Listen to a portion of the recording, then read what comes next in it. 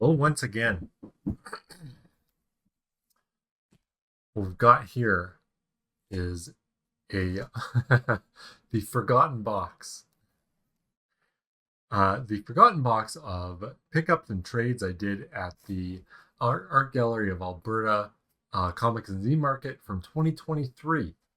Happened in April, I believe, of that year. April or May of 2023.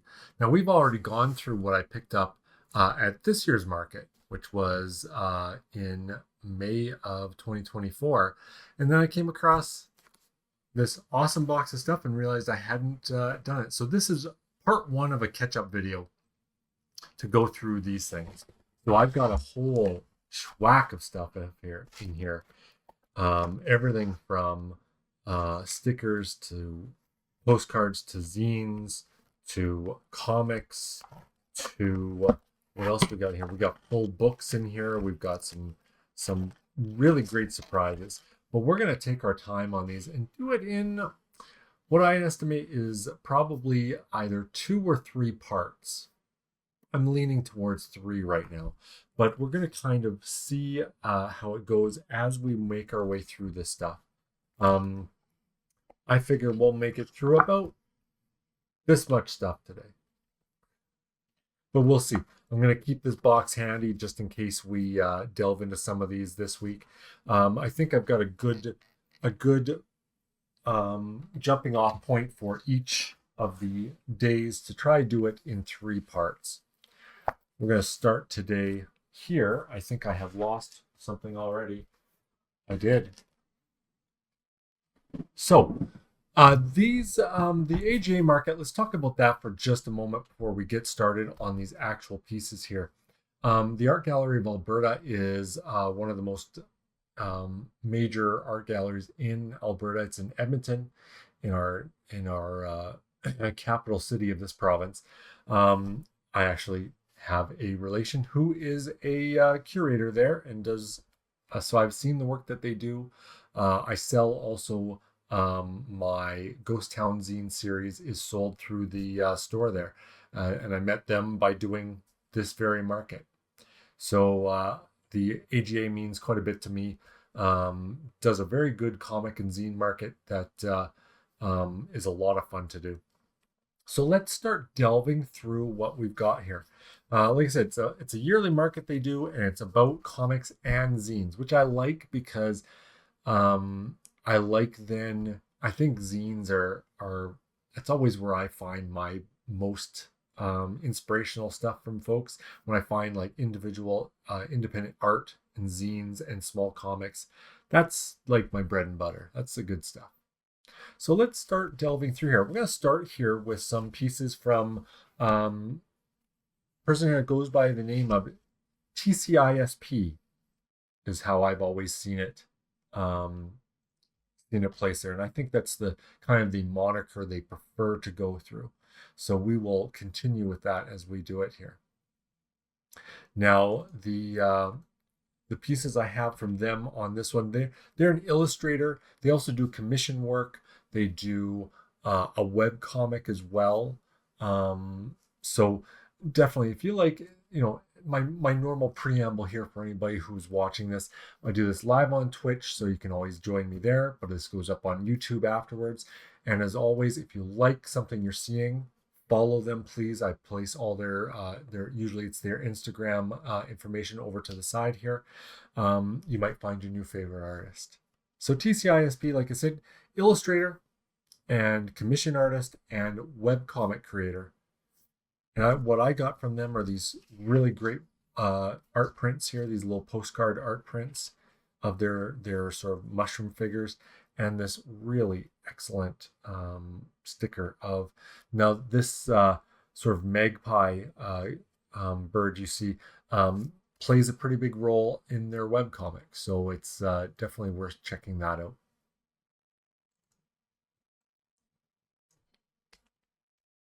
Maybe we'll take a look at their webcomic here while we're thinking of it.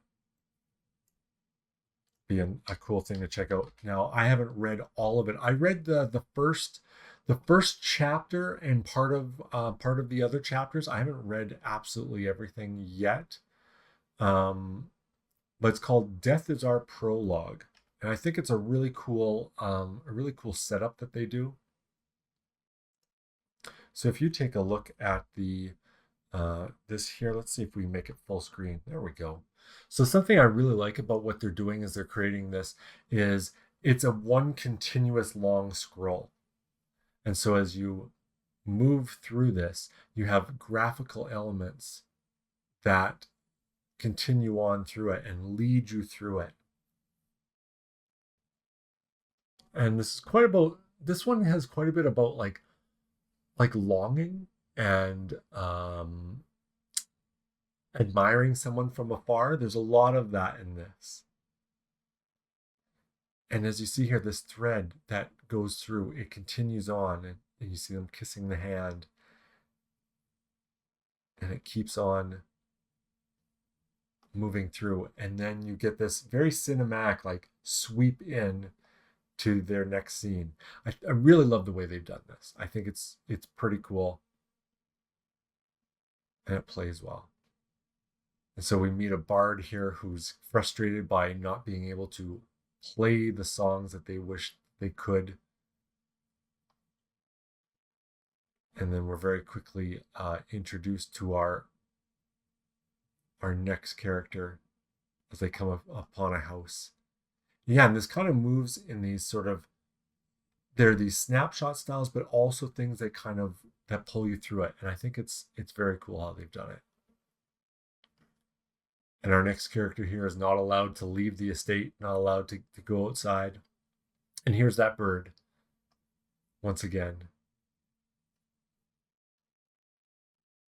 And so we're introduced to these characters, and they kind of just see each other from afar, and he's very interested and she's very distrustful,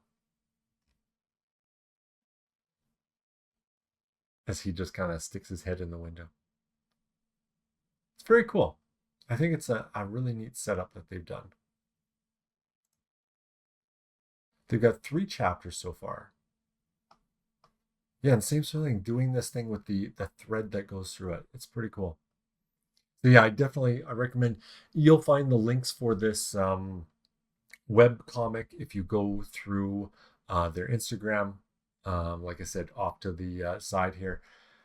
It's pretty cool stuff. I think they're doing neat stuff. I think their commissions were closed right now when I saw, but they also do commission work, everything from full figures to just upper chest busts, and everything from color to black and white to everything else. So I was pretty impressed to see how they work that. And I really like these characters they have with the mushroom tops. It's neat stuff.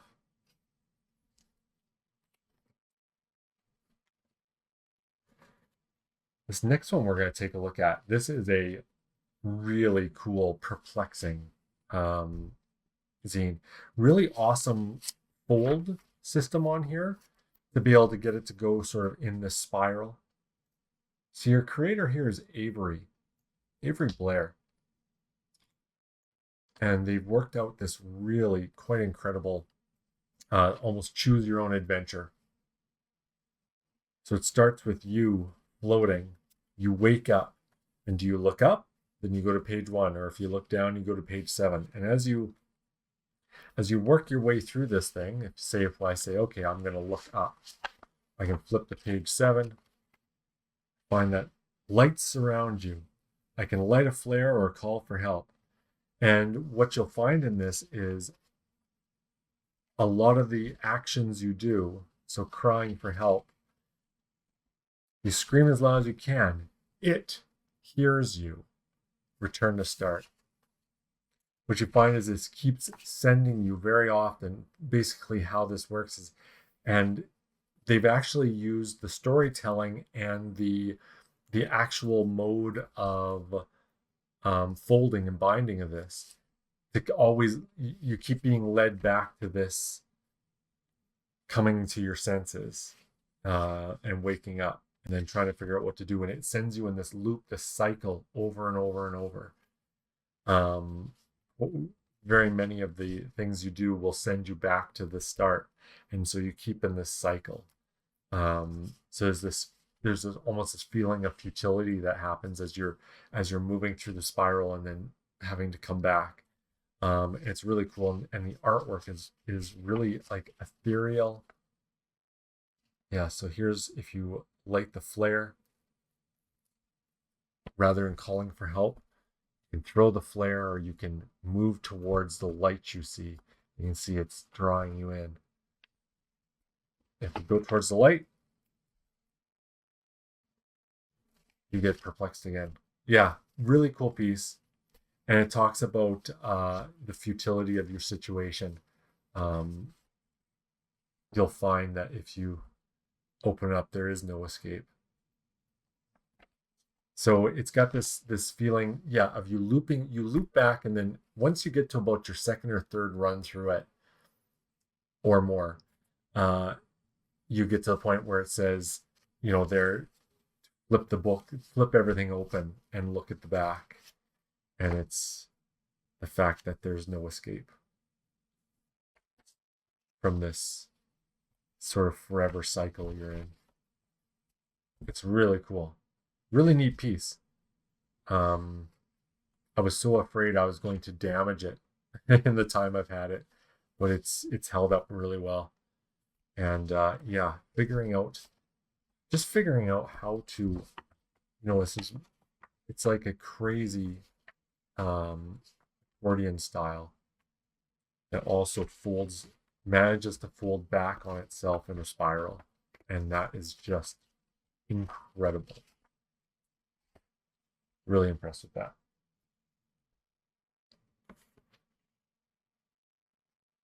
We've got 3 pieces here. We got 2 small pieces and 1 larger piece from Brianna at Penrose Press.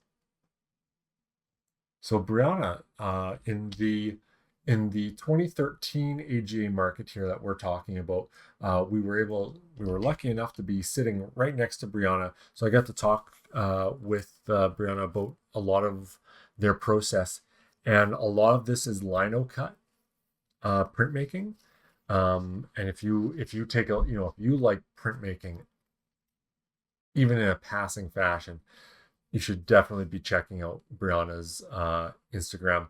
The lino cuts that they are producing are just phenomenal. So a big thing that they did is this thing called the Comfort House Project, where they actually, what they did, my understanding is there's the lino cut printmaking, but they also, I believe, spoke to people about, what's your idea of comfort, what's your idea of home, and took some of those writings and included them. So, what is comfort and home to you? Learning my self-worth, earning my self-worth. The wind will take me where I need to go. Where we lay, we have everything we need. I'm going to do this until it doesn't make sense anymore. Change offers an opportunity to heal. Growth comes through love. To be known is to belong. I can always come back home. Every day I become more and more myself. It's in my nature to need space. In silence and solitude, you can hear your own soul. So stay as long as you like in the Comfort House Project. Yeah, really neat stuff. Beautiful, like vellum paper that this is on, I think. It feels so delicate. Yeah, it's really nice. And then they have these small mini ones. I think some of the things that were happening in here is Brianna was taking their writings that are in here. It's almost like, I think some of the things we were talking about was using pieces that are these single prints and then turning them into these small zines. And so you have to manipulate it and open it up to see it. It says, "We can't stay here. any more than we can stay in a room without doors, in a cave without windows. The view is beautiful now, a pink light rising like a flush of dopamine. The garden of the Hesperides was tainted from the beginning. Why not escape to the Arctic? We never need to come back. The labyrinth is endless. And then on the back, a windstorm rocks the baby's crib. Hera curls into a sleeping fetus. A whimper chases a bark. Tell me about the honey that made the cosmos bloom. The knife-carved smiles from the apple. I've forgiven myself for this heart of glass, this clink in our eyes in the dark. Yeah, cool. So there are these wild small publications that you have to really, really manipulate.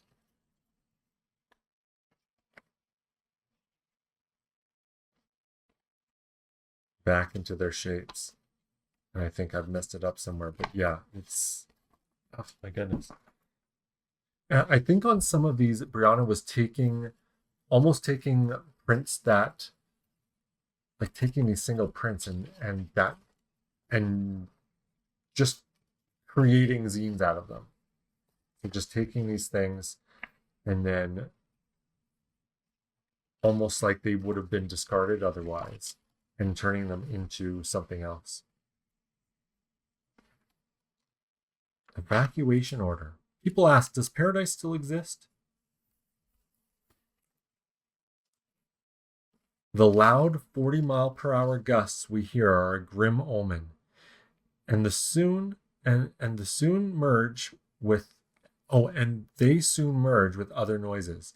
Anxious radio chatter, screaming sirens, the crackle of flames, the pop of exploding tires, to form a chorus of fast-mounting dread. The Los Angeles Times. It's a firestorm swallowing the idyllic city. Wow.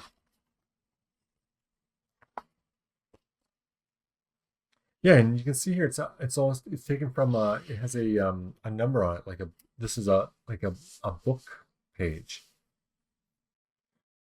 Red and blue sirens whirl their hair on the walls of this shanty house. We pray at this holy shrine of rhododendrons bloomed in a heat wave. The fresh dew sizzles in the garden, the mad honey pacifies. There is much to be thankful for. The children are thunder-eyed and filling the suitcases. You stand too, flames in your irises, and hobble toward me. Yes, love, I will carry you. These albums, these galleries, these goss behind the cellophane. Yeah. Wow. Really evocative writing. And once again, I'll have to figure out my my folding to make it back.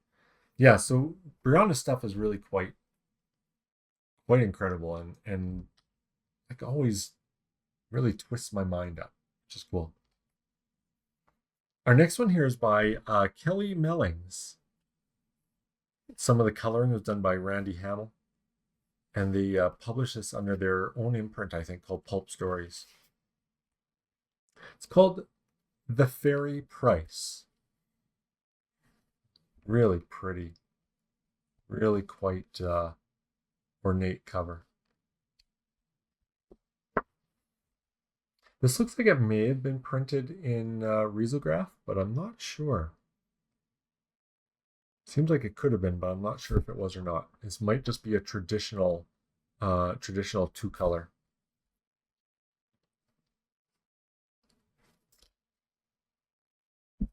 Really nice artwork as well. Let's read some of this. We'll be fairies on the screen, sporting round the fairy queen. Like the seasons of the year around, we circle in a sphere. I'm not going to sing it. Let's flip through this one a bit. So we've got one character dragging this spoon behind her as she sings her song.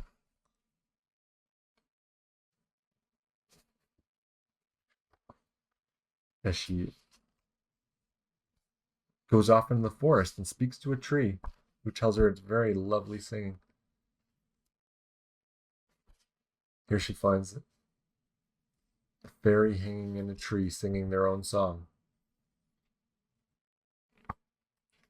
This is cool. It's very fairy tale like.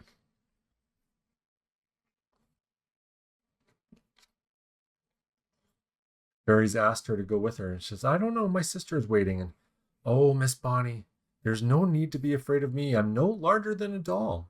You could squish me like a bug if I crossed you. I'll be on my best behavior. One song, that's all. It's got a bit of a Alice in Wonderland sort of feel to it. But she's being, almost like a Pan's Labyrinth, if you know that movie. Kind of a dark fairy tale of disappearing into the underground world below this tree with the fairy.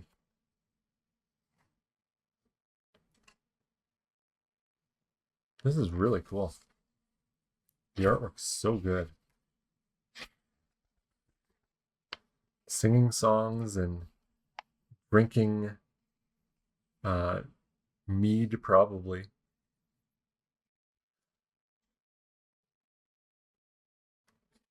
Hanging out with a toad. Who else is down here? Got a toad and a bird.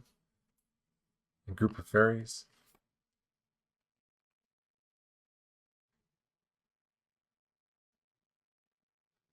And of course, there's always a catch to things. You ate our food and drank our drinks, and there's a price for that. Fairy law. I think they want to take her singing voice away.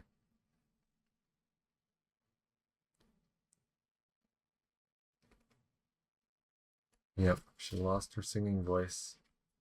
Oh no, she lost her her spoon. Her cool spoon. Oh. Well, there's always a price for everything. Let's read this. The fairy ring. Let us dance and let us sing, dancing in a merry ring. We'll be fairies on the green, sporting round the fairy queen. Like the seasons of the year, round we circle in a sphere. I'll be summer, you be spring, dancing in a fairy ring. Spring and summer glide away, autumn comes with tresses gray. Winter hand in hand with spring, dancing in a fairy ring. Faster, faster, round we go, while our cheeks with roses glow. Free as birds upon the wing, dancing in a fairy ring. That's cool. That's a hell of a little book there. I like that.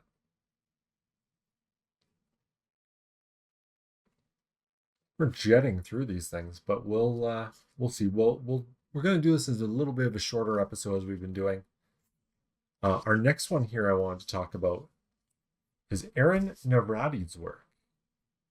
So Aaron is a Calgary-based artist. He's doing a really great series called The Cold Fire. And the nice thing about this is we're going to actually check out the site of this for The Cold Fire, and I'll show you what it's all about.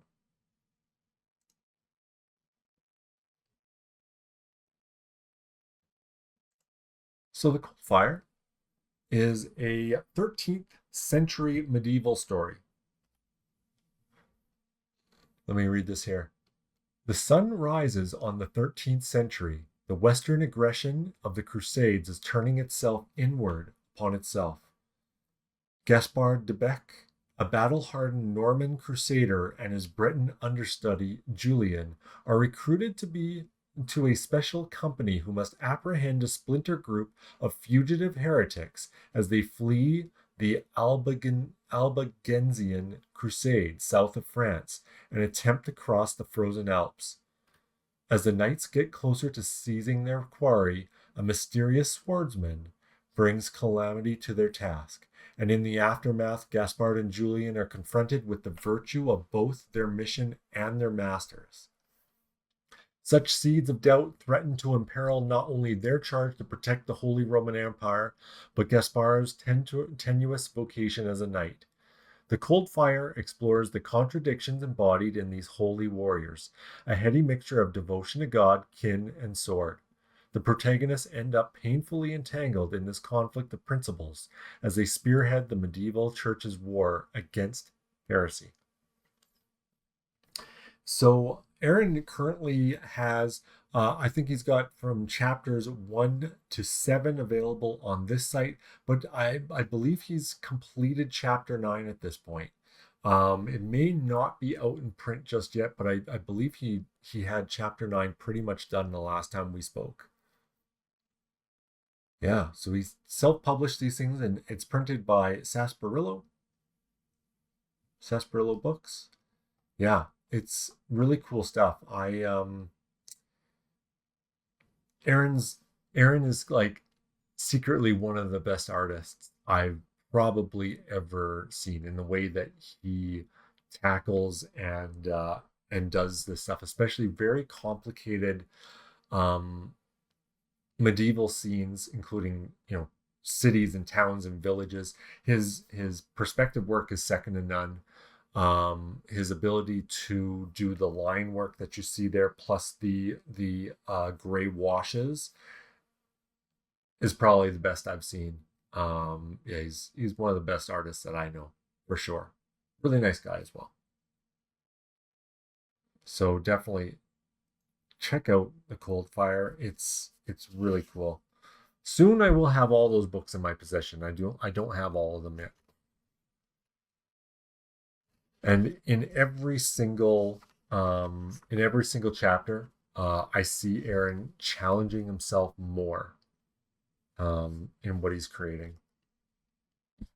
So you'll see, you know, very complicated attire and armor, and his ability to draw medieval villages is really quite amazing.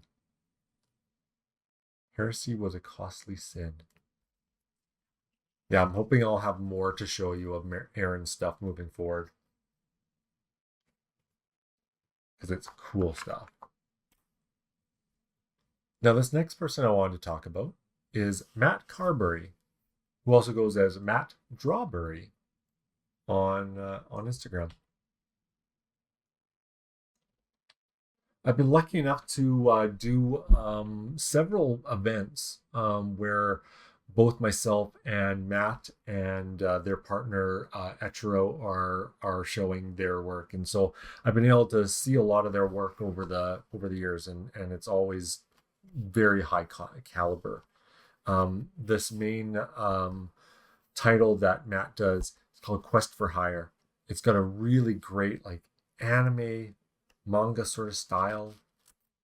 Lots of the Matt's ability to have these really as you read through it, you really get that sort of almost like you are watching snapshots out of an animated series, and lots of good actions, like seeing this guy tip his cap as we get further on, where you see, you know, lots of cool action happening. You get some really cool feeling. Seeing this purple-haired character come in and kind of really throw things around. Yeah, and the color work is really amazing as well. Honor, loyalty, wisdom, and strength are the 4 pillars that define the Quest for Hire, a legendary guild rewarding those with a thirst for adventure, mystery, profit, and danger.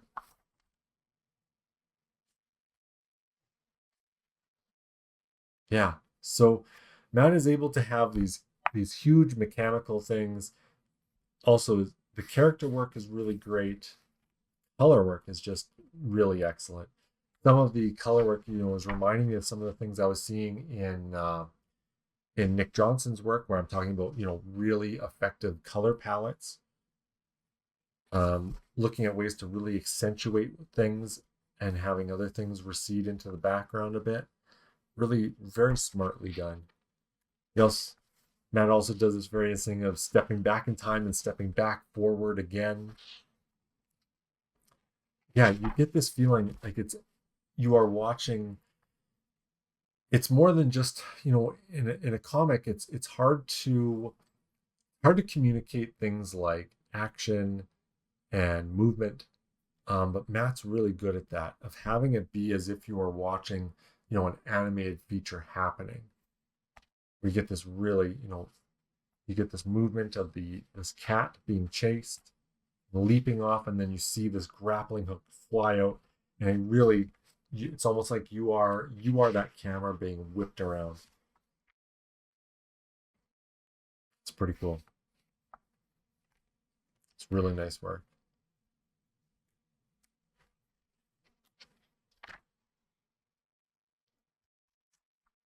And the ability that Matt has of drawing creatures from really, drawing humans, cats, and sort of lanternfish monsters almost. It reminds me of some of the Studio Ghibli stuff, like a show like Spirited Away or something like that, where you are having all of these creatures interacting, and it's not strange for any of them because it's just a world in which all these characters will coexist and interact with one another, and it just kind of works. It just kind of works. Like, it's not out of the ordinary to see a snake with mechanical arms yelling at you. Look at that. While your other character plinks away on on an electric base. It's really nice work. Really, really quite effective.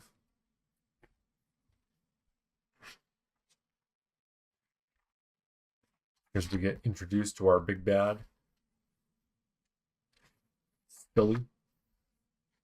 Sort of a I can't tell if he's kind of a crime boss. He's almost like a Jabba the Hutt kind of crime boss. The way it feels. Yeah, so good. This is really good. And a great way of, every few pages we're being introduced to another character, but like never too quickly. The pacing in this is really quite good, that you get those introductions to characters and some information, and then you're allowed to kind of digest it, understand it, and it moves off into another nice establishing thing where you're able to kind of calm down but move to the next part of the story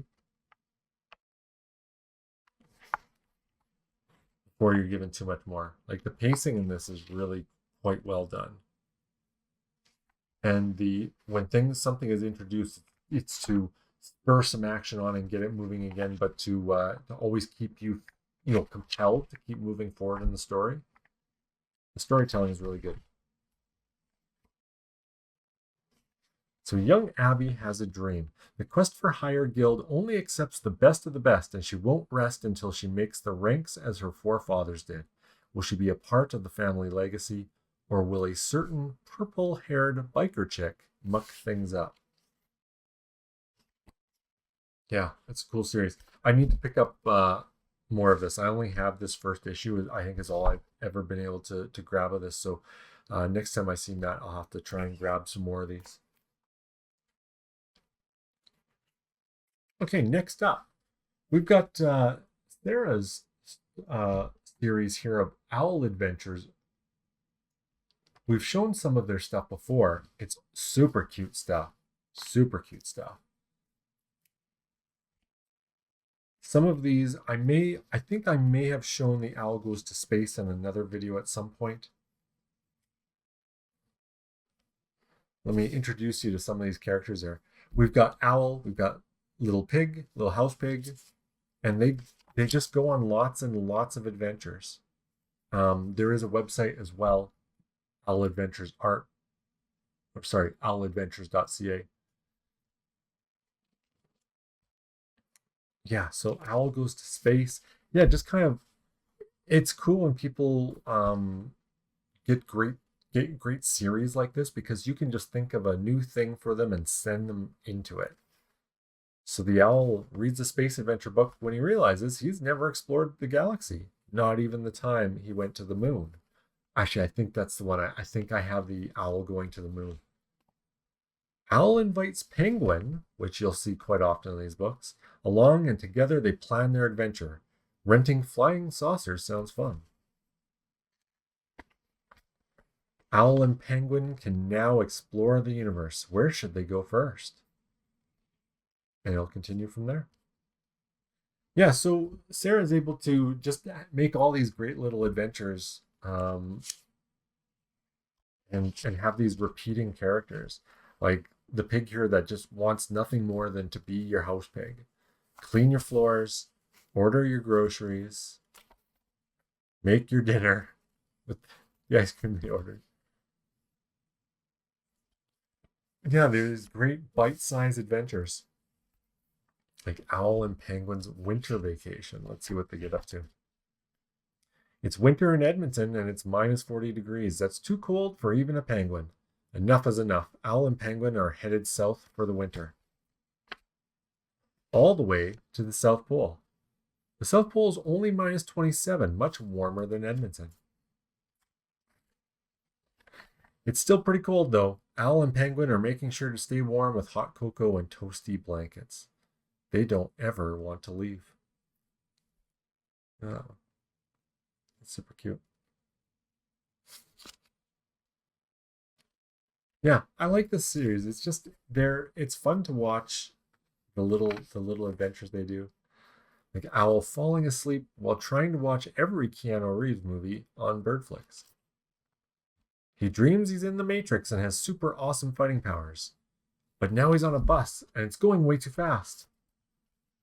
He hops on a horse and they race through the city streets. Finally, he catches up with Penguin and they have a most excellent adventure. It's pretty cool.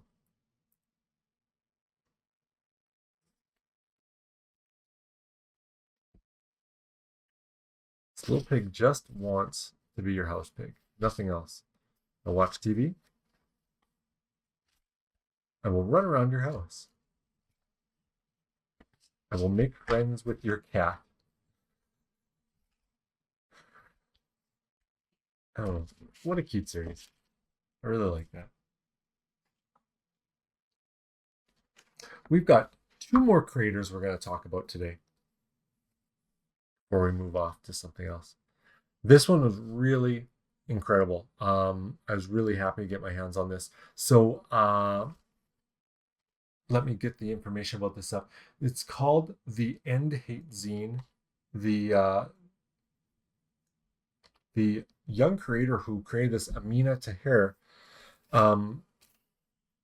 is creating this zine to talk about issues around Islamophobia. And here in Alberta, it's something we've definitely experienced over time. Everywhere kind of experiences that from time to time. This was a really great initiative that they did.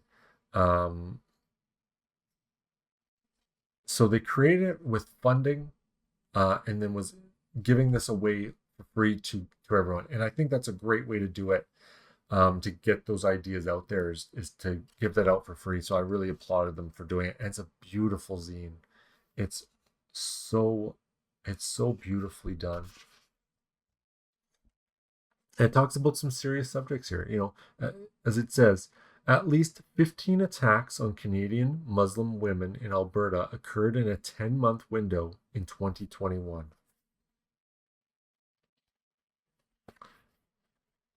Muslim women are brave and strong, creative,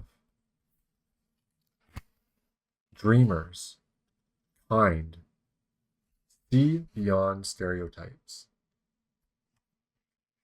Yeah, really cool. So there are a lot of contributors to this. Let's see if I can get it to show you those. As you can see, there are a number of contributors to it. It's really beautiful, really beautifully created, really beautifully printed. It's yeah, it's a hell of a zine. They got some great press coverage around this as well as they create it. Hi 3D, good to see you. We're just wrapping up this portion. We got one more creator. I was just talking about the End Hate Zine created by Ameena Taher. Really nice piece. I really like that one. Now, the last person we're going to talk about tonight before we move on to some other things is good friend Catherine Dubois, Edmonton-based artist, really nice person, really cool. Got two pieces from them. We've got Super Cat and Projection. You may remember, Catherine Dubois from some other things I've shown of their character Manmer, whom I love very much. Let's see if I can show Manmer. Get him up on screen. Every chance I get, I need to show Manmer because I am so enamored with me. So Manmer is Catherine's really great little character. She just had a successful Kickstarter earlier this year for a sticker sheet all about Manmer, and I showed it off on when I was showing the AGA 2024 stuff. We're back in time here a year earlier, showing the 2023 stuff. So let's start with the serious one here called Projection.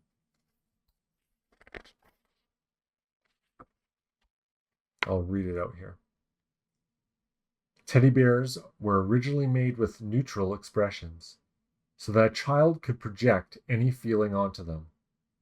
That's always been me. I've never really been my own entity.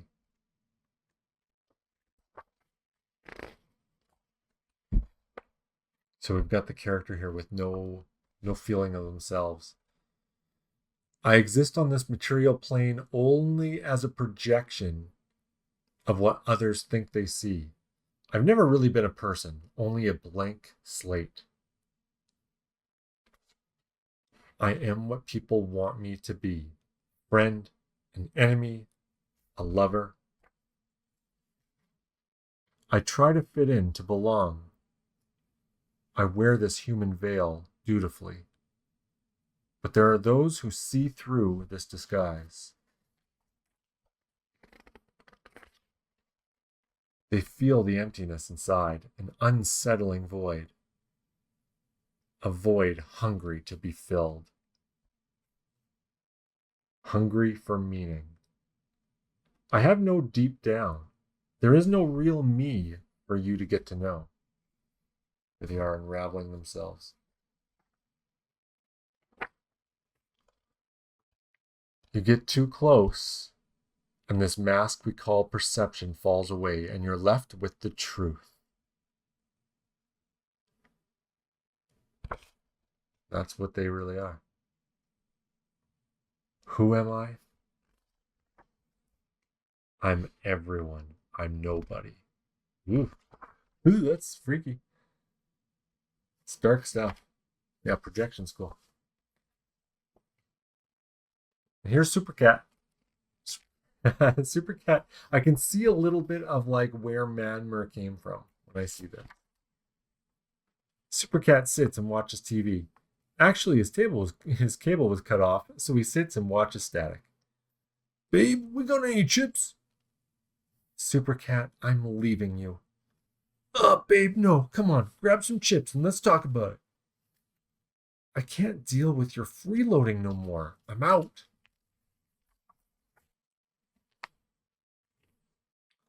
Babe, what are you talking about? We're a team. You haven't stopped crying once since I stepped in. You're just coasting on my success. How can you call that a team? Rude. Babe, wait. Babe, with my tailor, Mr. Taylor? He made my crime fighting mask. Bitch. Super Cat's hitting rock bottom here. Let's move a bit further through these. Oh no. He goes driving and drives right through Mr. Taylor. Oh no. And he barfs on her. This gets pretty wild. Oh, Super Cat. Super Cat.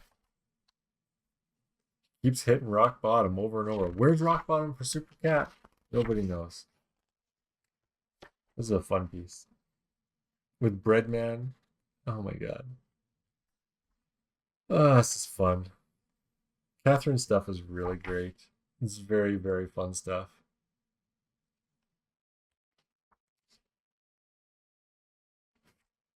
Breadman turns into Toast Man when he gets burnt.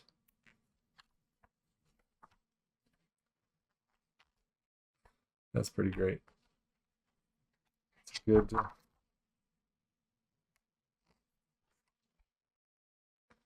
Yeah, Super Cat. This sounds fun. Super Cat is a washed-up superhero, but with his girlfriend leaving him, he's forced to try his luck at getting back into crime-fighting business. Oh, you can read more Super Cat at supercat.webcomic.ws. I didn't know that there was also an ongoing webcomic of it. Yeah, Catherine's stuff is super fun. Although you get this, really cool dark one like Projection, and then you get really, really fun stuff like Super Cat and Manmer, which I like. So let's take a quick run through at what we took a look at today. That's all we're going to show today. Let's run back through everything that we looked at. We, of course, looked at Catherine Dubois' work, the End Hate Zine, Owl Adventures from Sarah, Matt Carberry's Quest for Hire. I got to pick up more of that. I like that a lot. We took a quick look at the premise of The Cold Fire from Aaron Navrady. This really wonderfully done story, sort of dark fairy tale called The Fairy Price from Kelly. We read through some very cool prose in the zines from Brianna at Penrose Press.